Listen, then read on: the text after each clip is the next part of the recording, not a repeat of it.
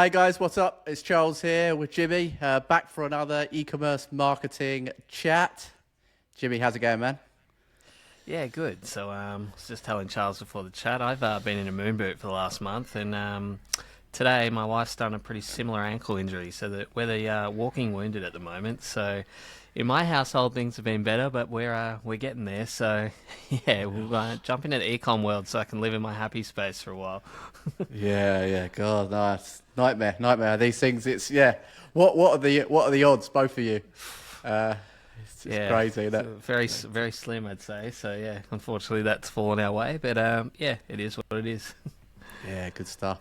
Um, I guess yeah. We'll jump straight into it. One of the topics that I wanted to talk about actually last week that which we never got round to. We were talking about a number of different things, and we always try and keep within an hour. Was how to rank for your brand name. If you're a brand new e-commerce site, or even if you've been an established site for a while, but you've not really focused on the organic side, SEO, you may not actually be ranking for, branded keywords. So I wanted to give you some kind of actionable steps to take to try and get your site ranking for your branded keywords. And I was just seeing here, I was looking at an article before I jumped on about the rise of social shopping, Mm. which I'd actually never heard. I'd never heard that term coined, but based on obviously reading it, it's on people purchasing, via social media, which makes sense. So social shopping versus online shopping. Um, so yeah, there's some interesting things in there. I might even be able to bring it up on the screen. We'll see. Um, but yeah, I think it'll be an interesting conversation, just to kind of delve through some of the data on that. Interestingly, it mentions that actually millennials are using purchasing via TikTok, YouTube ads just as much as Gen Zs, which was maybe surprising. I don't know, but yeah, that was just something that I think would be a good discussion to have. Um, Jimmy, was there anything else from your side that you wanted to kind of touch on today, or is it we? I Yeah. like that I like that social shopping aspect. One, because I think TikTok's exploding. So if you're an e-com store and you haven't at least had a look at TikTok, like you're leaving a lot of money on the table, and it's potentially coming to Australia very soon on Instagram too. So Instagram shopping will be coming as well. So having a strategy around that is going to be super important, especially if your content's already getting a lot of eyes. It's just a way to put your products in front of an audience. I mean, social shopping is where, influencers come into play as well. But I think for we'll have a chat on this as well. But I see the influencer landscape changing a bit as well. I mean, if you're an influencer with a personality, you're going to be worth a lot more than like a good-looking model influencer, for example. One, because AI is just replicating them now. You can make a Mm. good-looking model in AI, and if you don't have any personality or people following you for anything other than your looks, then you're basically a commodity that AI is going to replace. So, Yeah. um, yeah, I think if you're playing in the influencer space, definitely like being genuine, having a genuine following, being a likable character is going to carry a lot more weight than your looks going forward. Oh, yeah. Because if it's just the looks, 100% AI is going to replace those people. And it's already happened. There's AI influencers, like AI models, making over 10K a month on Instagram and social platforms. So if the only thing you've got going for you is you're a good looking person, I'm sorry, but your time's limited in that space. Yeah. Yeah. 100%. I mean, who are you 100%. going to pay, Charles? A good looking influencer, it's, you know, $10,000 a post just because they look good, or are you going to go for an AI that's, $500 a post for the same amount of followers. It's like, yeah, if Yeah, there's nothing else behind them other than their good looks, then yeah, they're going to struggle in that economy in the very near future. yeah, for sure. Let's be honest. You know, most of those accounts don't convert. Like the reality is, it's typically a good looking girl, and there's just a bunch of thirsty guys that are following her account and not actually there to look at the products that she's advertising. It's funny. It's funny you say that because I was just thinking that the issue is all these good-looking girls are promoting beauty products when they should be promoting men's products. Like you're 100% right because like the majority of their audience is, men. But I'm not sure why, but they're promoting like swimwear brands and things like that. I'm like, you need to be promoting guy products. Like the conversion rate would Yeah, go through the roof. yeah, I think yeah. that, and Maybe, maybe. what's Yeah, funny, man. Manscaped have gone down that path a little bit. So, Manscaped have got the female influencers, promoting men's like hair care products, and saying that their man uses this and blah blah blah. So, the Manscaped have done really well to kind of tap into that market. I think I've seen them do it a few times. So sometimes you're right. It comes down to one, who the influencer is, and then actually understanding the audience that they attract. So, unfortunately, swimwear models don't attract many other females that want to wear their swimsuits. They attract a whole bunch of, as you put it, thirsty dudes. So, exactly. yeah, Yeah, but yeah, you're 100% right. Like, obviously, it's different. Say you've got like an equestrian store. Like having an influencer that's an equestrian is completely different. So people are following them for their personality, their skill, their niche. It's not just about what that person looks like. So I think those influencers are going to be a hell of a lot more valuable than influencers that have built their brand off their good looks or thirst trapping. yeah. Nah, for sure, for sure. We got a bit off tangent there, but Yeah, let's go into ranking brand because I'm actually keen to hear this. yeah. So I mean, it got me thinking about this subject in particular because I started working, and I think I maybe mentioned it briefly on last week's call. Started working with a supplement brand, and the number one biggest problem is they're not ranking for their brand name, and they're nowhere to be seen anywhere near the first page. I think they're on page 7. Now that's a little bit of a complicated case. I won't go into too much detail on that because I'm kind of working on that at the moment to try and get that resolved. But it kind of gave me the idea of, well, let's talk about, let's just say that you're kind of starting out with an e-commerce store and you want to get your website domain ranking on page 1, ideally in the top position. What would I be doing to be able to, or what would you be doing to get yourself there? So, the first thing I would do would be to build some kind of foundation backlinks, what I call kind of foundational links. And really, most of those come down to social media sites. So, getting your profile set up, you'd be amazed at the amount of e-com brands that don't have, a proper Instagram page set up. Even just TikTok, I would do them all. I would at least get the profile set up.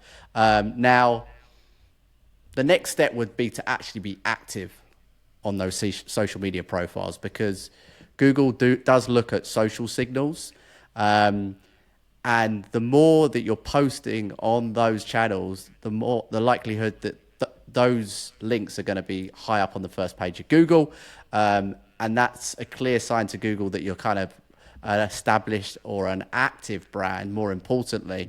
Therefore, they're going to start ranking your domain name, ideally in that top organic position. When you just on that, Charles, quickly, when you talk about foundational backlinks and social profiles, So they've built the profile, but to get that foundational backlink, do they need to put the link to their site in the bio or the About Us page? So for example, if it's Instagram, um, do they need to put their website link in there to get that foundational backlink? And I'm guessing it's similar on Facebook in the About Us section. There is a section for your website there. Is that what you're referring to when you say foundational backlink? So it's not just creating the profile, but it's actually putting your website link in them as well. Correct. Yeah. So you want to make sure that you add your link within your social media profiles. What I would also be doing is linking from making sure that you've got your social media icons on your website and linking there. So that's going to tell Google, okay, these are related to this particular brand.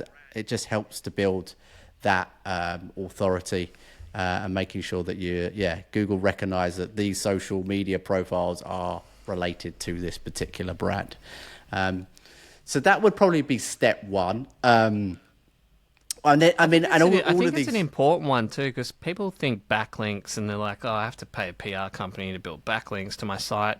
They sometimes just don't even think about like the simple ones. Like until you mentioned that, then I'm like, "Oh, I hadn't even thought of that myself." Like as soon as you said backlinks, I'm like, "Oh, where are you going to build these initial backlinks?" But then as soon as you said social profiles, I'm like, "Oh, of course, it's a no-brainer." Like, but like unless you've got it in a checklist and it's like, okay, this is the first step you need to take, a lot of people probably just forget about it. Yeah.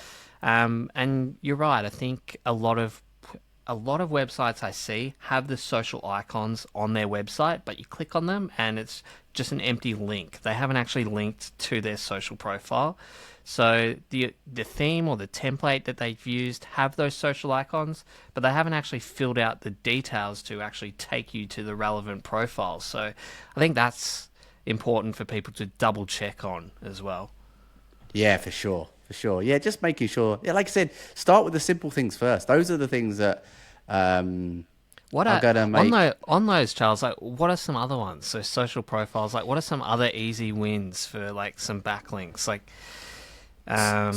So are I would there? say, in terms of the Pacific social media sites, I would make sure that you've got Twitter set up, or X as they now call it.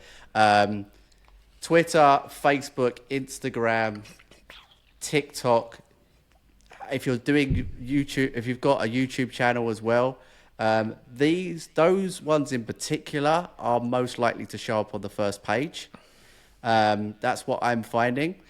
Um, I'd also go into Reddit and see if there's any kind of subreddit forums related to your industry, and just start interacting and answering a few questions to people's questions in there, and then you can kind of subtly kind of link back to your site.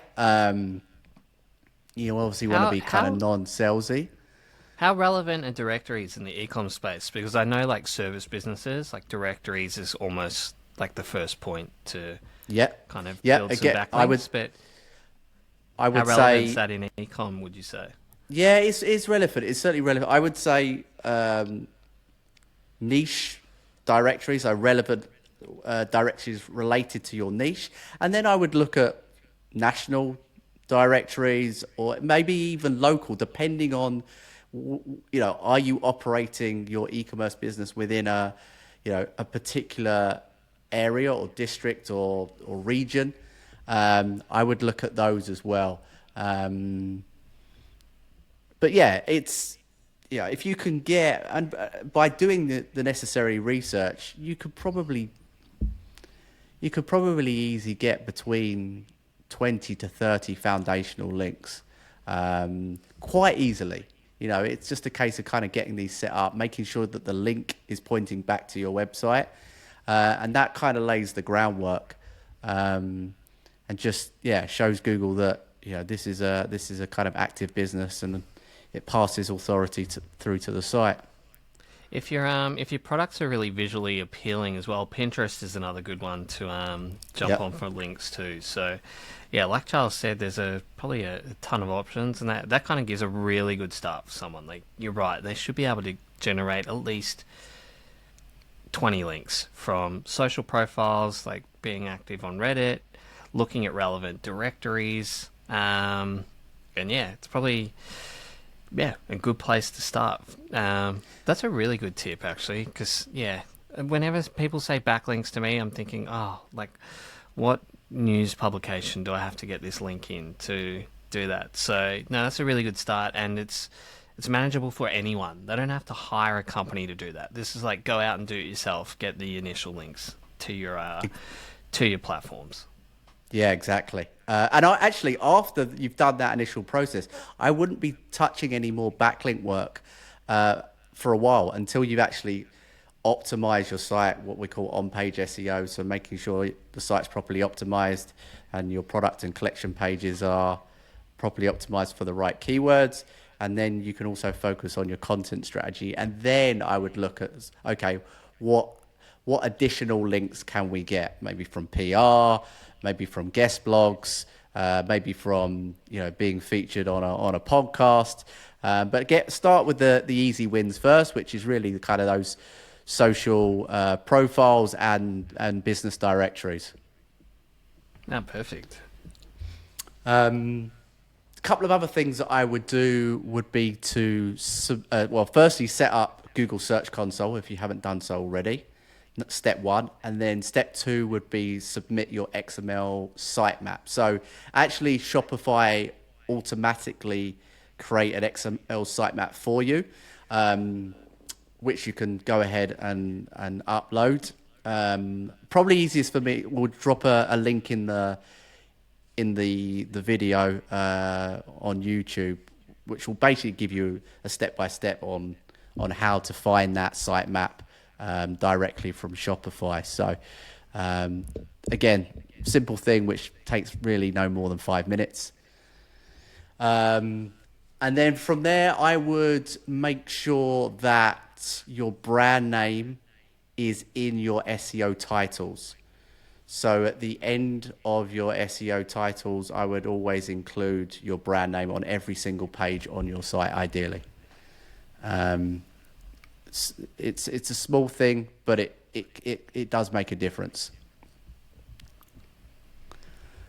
Interesting. Do you find do you find that the pages are often so well optimized that adding the brand name at the end is just like especially organically, like I find it gets kind of truncated a lot, like it gets cut off. Yeah, my rule of thumb is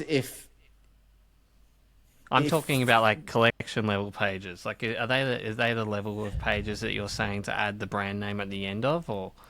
I would arguably I would add them to all pages, every single page. So collection pages, product pages, home page. Assuming if the only time if I've optimized and written an SEO title and the keywords that I'm using or the phrase I'm using for the beginning of the SEO title goes on for a while, maybe I won't include the brand name at the end.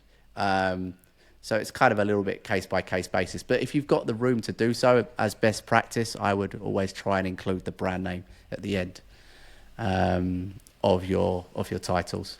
Because I know some strategies for like product feed optimization, we are throwing the brand name at the end for shopping ads, but the brand name doesn't exist at the end of like the product titles, if that makes sense to start off with. I probably I wouldn't put it at the end of the product title, but I do put it at the end for the product title in the feed optimization, but it doesn't show up on the page like that. But if you're doing it at the SEO level, would you do it at the SEO level for products? So it wouldn't show up on the product page with the brand name at the end of the product title. But if you do the SEO like meta title for the product and put it at the end, it would show up in an organic Google listing at the end of the product title. Yeah, yeah, I would. Yeah, the SEO. It was the SEO meta title. That I'd always put it at the end. I think it's important you mentioned about the homepage too. I mean, just sorry, not the website name. I find a lot of people their homepage is called homepage, and Yes. it Yeah. like Yeah. they need to change that to the name of their business. So yeah, if your homepage says homepage or welcome to my website, like just change it to the name of your business. Yeah, for sure, for sure. And the easiest way to also, yeah, when you go onto Google and say you type your brand name in, and the blue link that you see, those blue links on Google search, it says home. That means you need to change it. That's your SEO title, and underneath the small black text is your meta description, just so people are kind of clear what we're talking about, and which can be changed in the back end of Shopify or any other Yeah, CMS platform. and like when they change it to, and sometimes people change it and go straight back to Google and search again. It takes a little while to update sometimes, so don't Yeah. go changing it and then do a search straight away again and expect to see a different result. Sometimes it can take a little bit. With the sitemaps, there's a way to speed it up, isn't it, Charles? But Yeah, you could. generally, if you make a change, how long are you expecting to wait without doing any additional stuff to see changes on the organic kind Yeah, I of mean, search level? if you don't do anything, it would probably take. So it can take maybe even a couple of weeks sometimes. However, Okay. within Google Search Console, you can go in and re-index the page. So if you input the URL, it gives you an option to basically prompt Google to re-index the page, which usually speeds up the process. Yeah, cool. And then finally, it's probably more your side, Jimmy. Is I would actually look at running some paid ads to like to rank for your brand name, because in my experience, those companies that are running paid ads, it often by default rank higher up organically. It's no surprise that if you're spending money with Google, they're probably going to favor you versus companies that don't. So that would This be is my the final suggestion. I have this conversation a lot because it's always, hey Jimmy, if I spend ads on Google, is it gonna like boost up my organic rankings? And like Google's stance is no. My experience is, especially for new sites, absolutely it does. But it's not in the way that people think. It's not, oh, Google's looking if this site is spending money and then they're ranking them organically higher. The reason I can say this quite confidently is I worked on two sites that were pretty much identical and pretty much had the same products. The difference was one was spending on Google Ads and one wasn't. Now, in Google's eyes, the one that's driving traffic with ads, it's getting a lot more kind of signals coming through. So it's getting the data on how many people are on site, what they're clicking on, how long they're staying on site. They're getting all this ranking factor data coming through so much quicker. And that's the part that boosts you higher and quicker compared to a site that isn't spending money. You hardly have any traffic if you're brand new, and that's why there's so many less ranking signals coming through for you that's why it takes so much longer to grow. But people just see, oh, this person's spending money and they're ranking organically so much quicker, and I'm not spending money and I'm not ranking at all. You're not ranking at all because you haven't sent the relevant like signals to Google. You don't have enough traffic to be relevant, so paying for that can get you a head start to send the relevant traffic to Google. But that's for starter sites. If you're looking at like well-established sites, like spending money on Google is going to have much less of an impact where you rank organically, because Google already has the signals that it needs to rank you appropriately. So I think when we're talking about will we rank higher organically if we spend money, absolutely for a starter site. One, like without a shadow of a doubt, a site getting X amount of traffic compared to someone who's just launched with no traffic, is the paid site's going to rank faster every single day of the week. Yeah, no, for sure. And I would do as a caveat to that, I would do all the steps that we've just talked about before you start running your paid ads. So you get your backlinks set up via your social media profiles. You submit your XML sitemap. You optimize your site the best you can organically, and then add the paid ads into the mix, which again is going to let Google know that you're a real business and more likely going to rank you higher up. I think e-commerce really comes down to, I think it's a Japanese philosophy called Kaizen, where it's like just Kaizen is about like constant small improvements every day. If you're making those constant small improvements every day in e-commerce, the growth you see is going to be exponentially higher than someone that spends an hour a week on their site. And it's all these little things that count, making your site really in tuned in SEO and ranking well on Google, sorting out your backlinks, getting some ads running, getting your website user experience really well done, presenting a great brand. Like there's so much to ecom. That's why when people are starting out, they just get so overwhelmed. They're like, okay, I've got my products. Now where do I start? And there's no right or wrong place to start. Sure, like if I launched an e-commerce site, I would go through a series of steps that would be far different to the series of steps that Charles went through if he was launching an e-commerce site and the exact same thing. And it comes back to our own kind of areas of expertise. Charles would narrow down heavily on the SEO keyword research. I would be finding some, like the products that I wanted to sell and punching paid ads through it. So Charles's strategy and my strategy aren't right or wrong. It's just different ways to go about it. But at the end of the day, at some point, I'm going to need to focus on SEO. And at some point, Charles will potentially do paid ads as well. So if you're starting at a certain point, it's not that you're never going to do this other thing. It's that, hey, this is what I'm focusing on at the moment. And a lot of brands do that because, for example, some of them are driving so much traffic off like social platforms. So either Facebook or LinkedIn or TikTok. So it doesn't make sense for them to build a site and then spend ages focusing on SEO. They build a site and then they focus on where their traffic source is, which is TikTok. So they'd optimize their site to get the most out of that. But yeah, there's so many ways that you can do it. You want to get the fundamentals right. But in terms of being overwhelmed, just focus on the main thing that you're potentially good at and that you want to drive traffic just to get started. Yeah, no, I totally agree. Play to your strengths. I think that's really the key. I mean, I have a client of mine who built up a huge kind of YouTube following over the years, and that was the major way that he was able to drive referral traffic to the e-commerce site. It's only over the last couple of years that he's hired my agency to do the SEO. They've never done any SEO before, so but they were already an established business.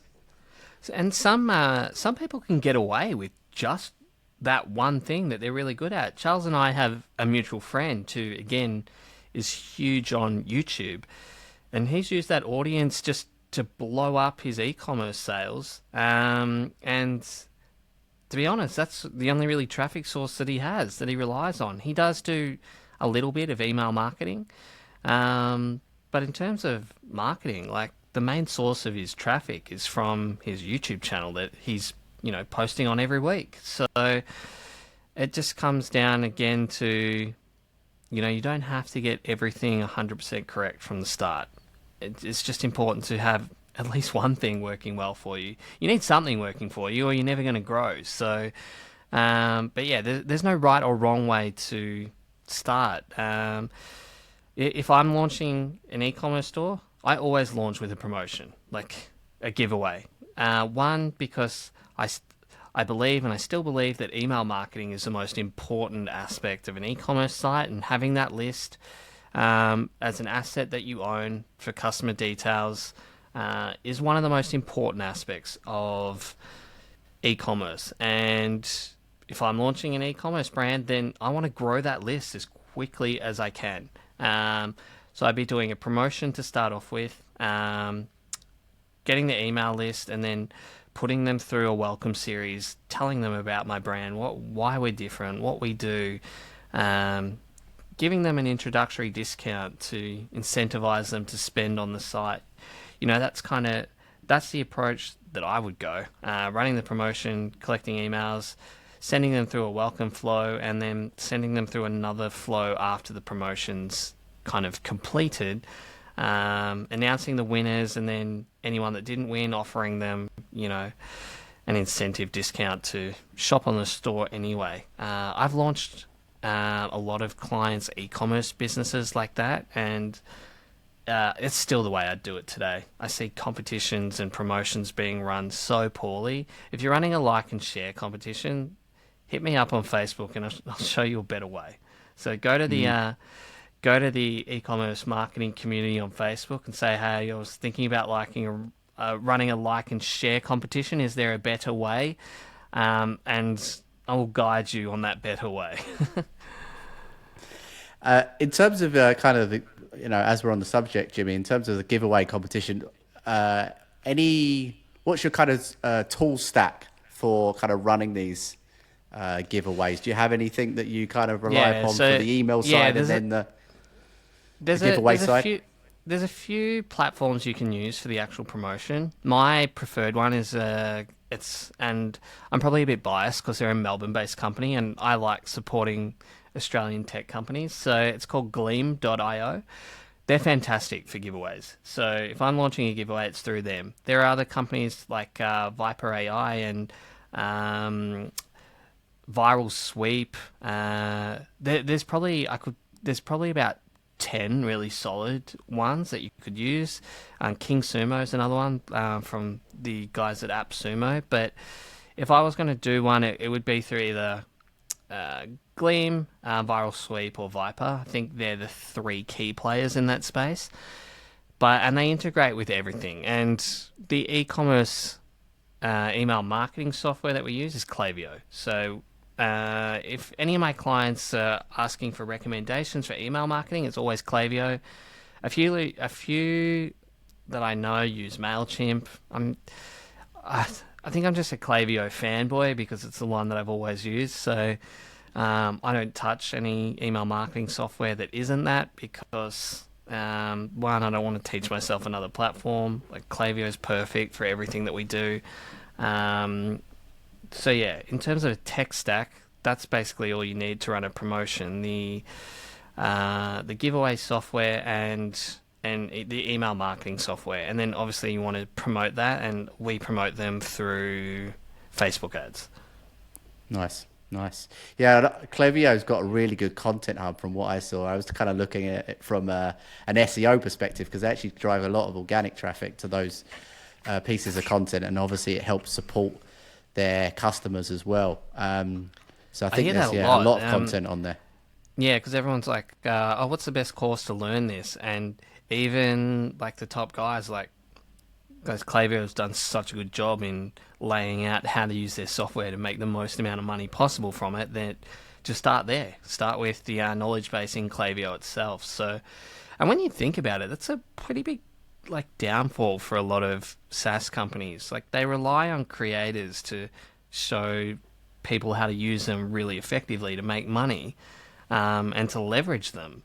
So for a company to go out and create that level of resource for the people coming to their site, it's a credit to Klaviyo. They've done really well. There's not a lot of companies that have done that well. That's why there's so many coaches that exist. It's why it's so hard for people to get started with Google Ads, because the Google Ads resources are just a minefield.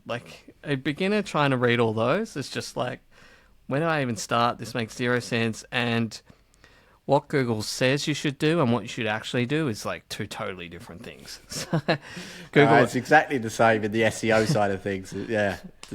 Google will tell you how to spend your budget as fast as possible. They're not necessarily concerned about how much money you're actually getting back from that budget that you're spending, but it's like a stark contrast. Klaviyo, they want to help you use their software as much as possible to get the best results. So you continue to grow your list and keep spending.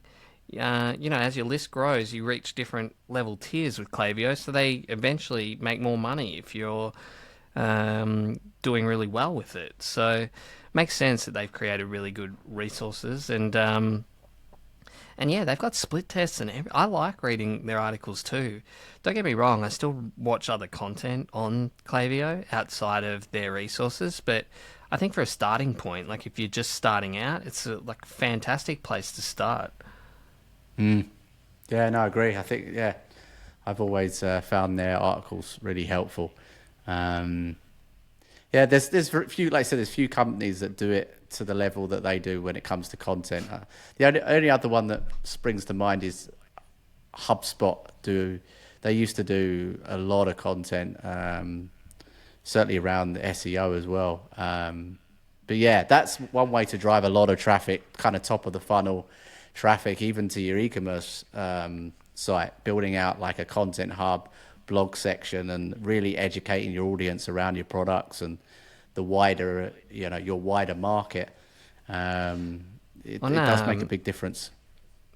You just reminded me, like, from an organic side, like companies that do better than their competitors, and so there's kind of like a digital bank called Airwallex at the moment, and this month they've just announced that they're gonna, charge monthly fees to use their account now, and the search volume for like cancelling Airwallex would have gone up like through the roof. Because I actually looked it up myself, and this is how I saw that. Because I'm like, I'm not using this that often. I don't really want to fork out a monthly fee for, the thrill of having, a digital bank account with you guys. It's like I joined initially because it was so cost effective. But if you're going to charge me monthly for that cost effectiveness, then I'll just use a different one because there's heaps of alternatives. Which is funny because then I looked up how to close my Airwallex account.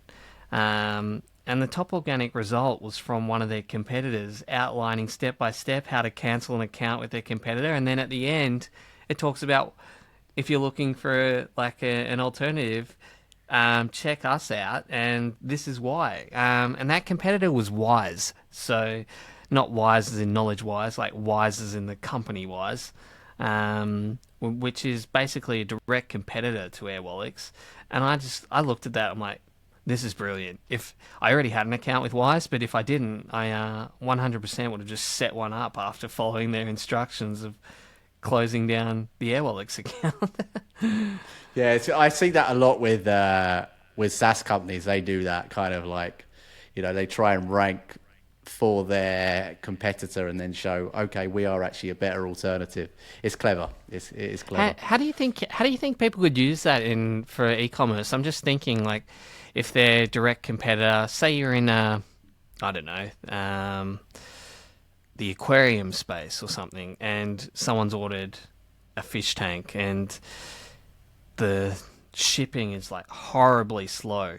Do you reckon like competitors could capitalize on that and saying, shipping horribly slow with X, like competitor, try us, we have shipping within 5 days or something like that. I'm just thinking, it's got me thinking now, like, can you find a way to capitalize on any heavy weaknesses in your competitors that people would be searching for, and capitalize on them? Another one that's done really well is people searching for reviews on certain companies. Like a lot of SaaS companies, and when I say SaaS, I'm talking about software as a service companies. When you're looking for a review, they are always like, compare our product with this product, and then they give kind of the comparison of the two products side by side, always being extremely biased towards their own, I find, in when I'm looking at those. But yeah, it might be another way for you to do it if someone's looking at reviews for your competitors, creating an actual page, comparing your business directly with your competitors and highlighting all the parts that you're better than them at. Yeah, I mean, the affiliate game was run on those type of review pages, and Google, after the one of their algorithm updates last year, they really annihilated a lot of these kind of affiliate review sites. But if you can add that type of page on an e-commerce site, then actually it's probably a hack around, and yeah, it's something I that would works say, well. and people that are listening to this, be aware of it when you're actually searching for kind of solutions, because I was looking for a software today and I was like, oh, this software sounds great. And it's like, it's ranked number one. And then I had a look at who owned the company, and it was the company that wrote the blog. And it carries nowhere near as much weight when you're ranking your own product number one. Like, you want to hear it from an independent source, not from the company that's owns the software itself. So yeah, Yeah, that's if true. if Yeah. you're looking for reviews, I actually respect the people more and the companies more that when they write their reviews, they don't put their own product as the number one. Like, a lot of companies will either put themselves as two or three, and to be honest, like, I'm probably a lot more likely to buy when they've done that. One, because I'm just so turned off when I see them at number one and then see that that's the company that owns it. I was like, oh, nah, just Well, jump it's off. super So biased. Yeah, it's yeah, super biased, exactly. isn't it? Or if I realize that they're connected, then I always do additional research anyway. So, but if I feel it's not biased from the start, then I'm probably a lot less likely to do that. Yeah, no, it's true. It's true. Yeah, it's like almost reverse psychology. Yeah. Let's not put our product at the top, or provider at the top. Yeah, that makes sense. Makes It's another sense. actually, while we're on this topic, it's another good one because I used to work for a supplement company, and they used to reach out to like all the mum blogger sites and basically pay them to show their product number one on their top 10 listings. And a lot of these blogs, some of them generate a lot of really good traffic, and they don't know how much their traffic's worth. So this particular person was paying $600 for the year to show up as number one, and I could see in the analytics that it was bringing in over like $15,000 a month from that blog. Wow. So some of the blogs, especially if they're generating a lot of traffic, some of them are written by locals that people follow religiously and have a really like large traffic going to their site. So if you can kind of build some relationships with those people, and say, hey, like, can I advertise on your site? Or be if they won't let you be number one on the list, ask them if you can be a promoted product that sits at the top of the list. So it's not necessarily number one, but you're still at the top of the list. But it looks slightly different, and it's promoted listing. Some of the blog sites will do that, not to compromise their integrity and just put you as number one straight away. If they're not liking the idea of just putting you number one, ask if it can be kind of a promoted listing at the top of the list. So there are other ways to try to get your product up the top of that list, especially if you know that that product's getting decent amount of traffic.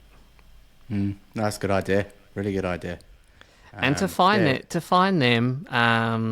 the best way to find them is to go in Google and say let's use the aquarium again, top 10 places to buy aquarium tanks, and then there usually be a blog and it'll list off, the best websites to buy them.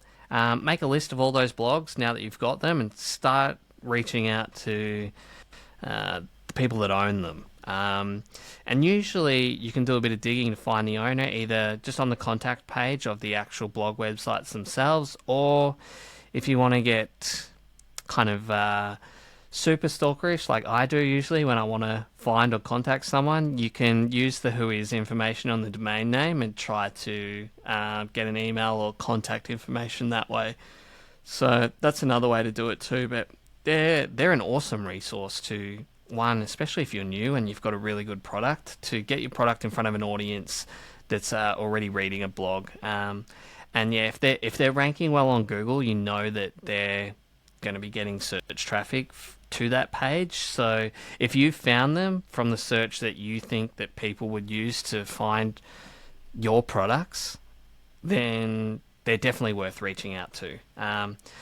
Don't even offer a financial incentive first. Just be like, hey, we offer this product. Is there any chance that, we can get them on this list? And then see what they say. They might come back and say, oh, you know, we have an advertising feature. You have to pay to be considered for this list. Then you can kind of talk about negotiations. But if you build a really good relationship from them from the start and explain your business and what you do, yeah, there's a chance that one, they weren't aware of your business and they're like, oh, well, actually, this business is better than half these on the list. They might just put you on there anyway.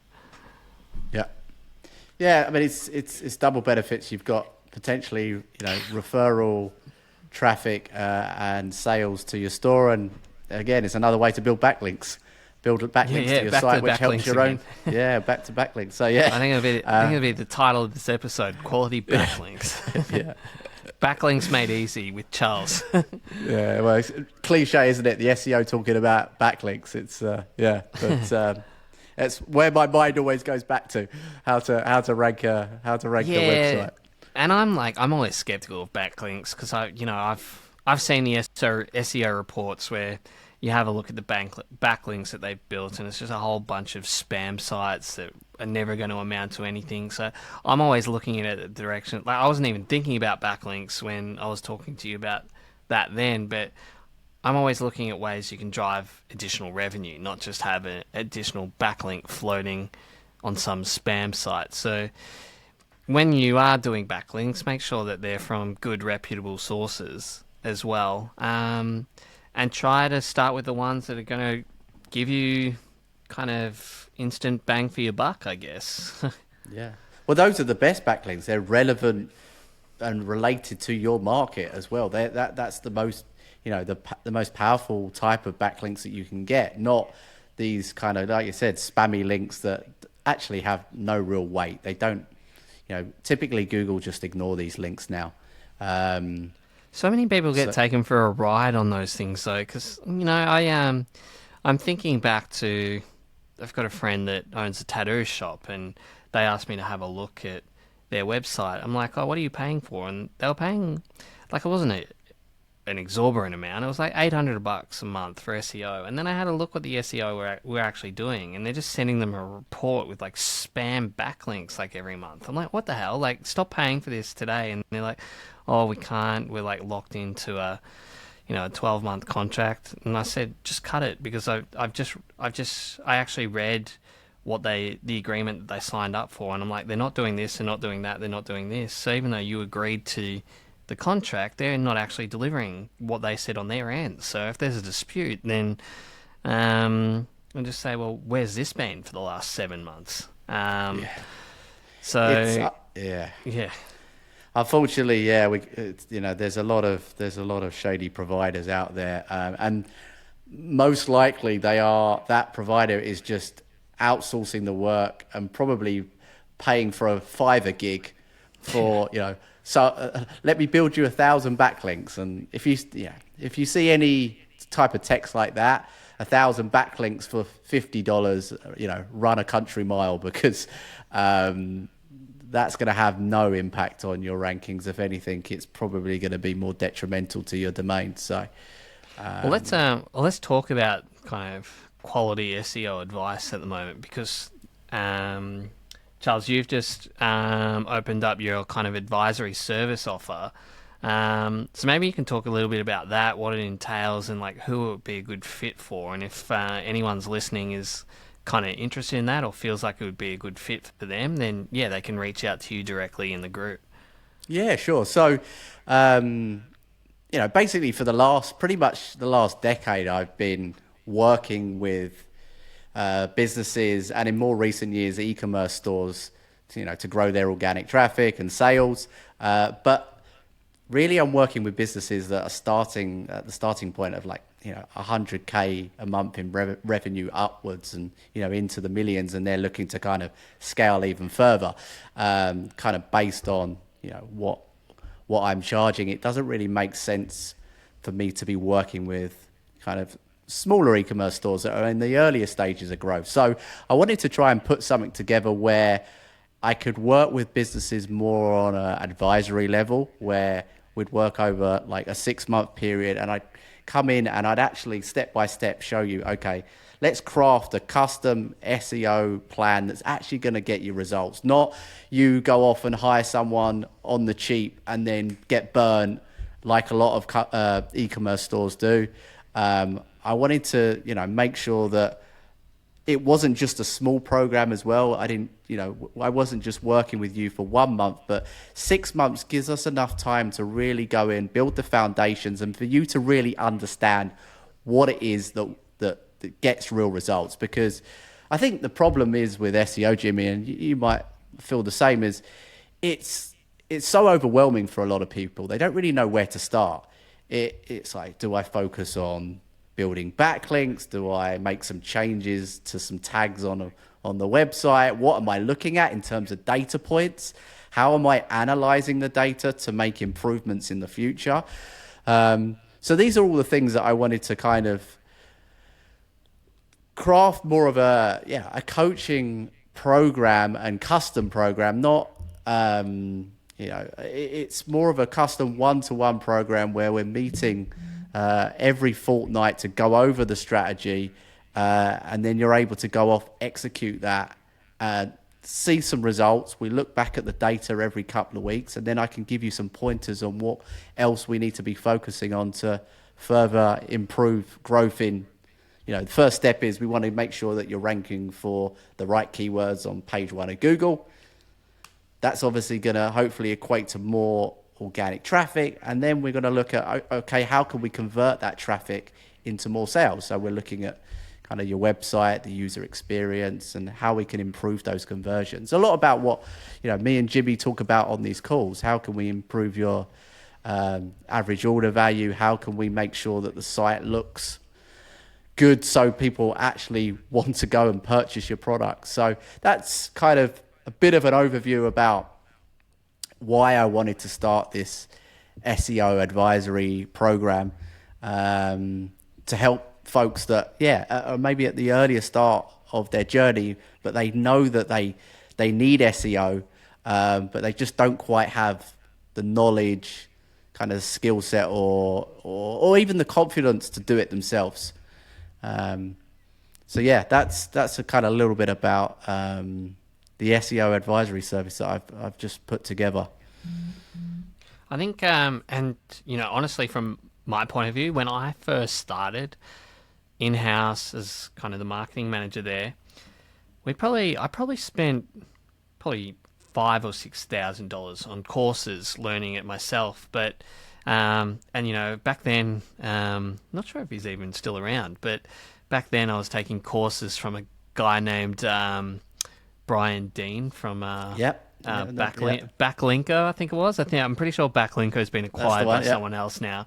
But the advantage of working with someone like you, Charles, is you get all that knowledge, but you also get the one-on-one time with you, which was what I was missing when I was working in-house. I would be watching course content and then just implementing as much as I could.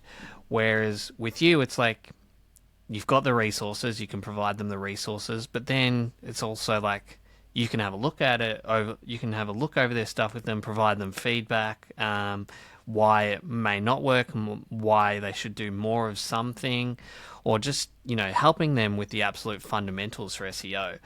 So I think that's what was missing for me when I first started. I did a lot of courses and I still got good results, but I reckon I could have got much better results with having kind of an advisor in my corner to just help steer things and almost feedback and bounce ideas off for growing that business even. And that business was in the wheelhouse that you're talking about. They were in that easily over $1 million a year easily. So I think anyone that's looking for additional support for SEO and has the time to implement and wants an advisor in their corner, along with Charles's resources and templates to help you get where you want to go. I think it's a great place to start, and it's not a break the bank type offer, is it, Charles? It's not like one of these $25,000 like work with you services. I think you've priced it pretty reasonably over the 6 months, haven't you? Yeah. No, it's priced at 4K, $4,000, and I think that's a good, it's a reasonable price for what I can bring. That's for the entire 6 months, yeah. Yes, yeah. Some people hear 4K and like my mind always goes to monthly retainer, but that's for the entire 6 months. So you've basically paying $4,000 to work with someone over the 6 months in an advisory capacity to help you shore up your SEO and drive additional results. I think that's more than reasonable. Yeah, I mean, in terms of most agencies charge them. I charge them within my agency. Typically, clients are paying between 3 to 5K a month. So, in terms of the strategies, and a lot of the strategies that I'm applying for my agency clients, we're going to be looking at that and using that within your business as well. So, with Black Friday coming up as well, we can explore some Black Friday strategies that we've talked about on our previous chats as well, and within the e-commerce marketing group on Facebook. So, yeah, there's some real opportunities here for brands that also feel like they don't want to rely on an agency to grow their SEO long term. They actually want to try and figure it out themselves, and then be in a position. I want to get brands to be in a position where they're getting results, and then if they want to outsource parts of the campaign, then they understand it enough to know the types of people they're hiring, so they don't get burnt by a so-called SEO agency that's just outsourcing the work to an overseas Fiverr. Yeah, exactly. So yeah, but no, I think that's a good place to start, and yeah, we might wrap it up there because it's nearly at the hour, and I think it's a good note to finish on and a good one for people to remember. So if you are interested in that offer, definitely come into the group at e-commerce marketing community on Facebook. Just hit up Charles in that group if you're interested in working with Charles for that 6 month period as Charles in an advisory role for your business for SEO. Reach out in the group, and Charles can send you more of the details, see if it's a good fit, and hopefully get you where you want to go with your organic traffic and rankings. Good stuff. Cool, guys. Well, I guess until next time. Yeah, we'll see you all next week. Go join us in that Facebook group. I think we need to, me especially, I need to be posting more. Charles does an excellent job of like cutting this long chat up into short reels. I think I need to probably do a better job on that front to gain some more eyeballs. But yeah, the group's still relatively small at the moment, so if you need direct feedback, there's still huge opportunity in there to get direct feedback for whatever you're working on the e-commerce space. So yeah, come in there, ask us some questions, and we'll give you some feedback and point you in the right direction. Good stuff. See you next week, guys. Bye.